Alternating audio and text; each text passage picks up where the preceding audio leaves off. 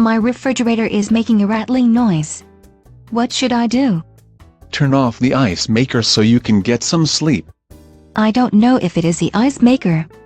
If the ice maker has a frozen water line, it will make ice in uneven chunks and vibrate as it tries to push water past the iceberg. What else could it be? The most likely cause is the condenser or compressor. You'll hear rattling or even popping as it tries to run despite a loss of refrigerant. The compressor is really expensive. If it is broke, you'll have to replace the whole thing. Even a hairline crack in the compressor that lets moisture in and refrigerant out can cause this problem. I wish there was an easy solution. It might be the condenser fan.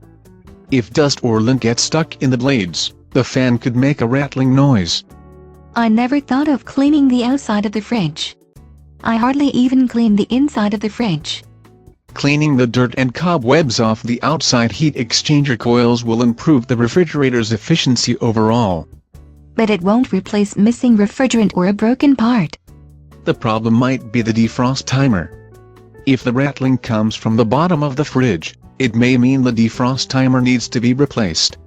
Or it could be something else stuck under the fridge. The dust bunnies have to have been multiplying for quite a time to sufficiently block airflow under the refrigerator for the vent down there to rattle a lot. It is another low-tech solution, and free but for my time. It is either that or something was left to evolve so long in the fridge that it escaped and is now hiding down there. Don't give me nightmares. The repair bills for the condenser are scary enough as is.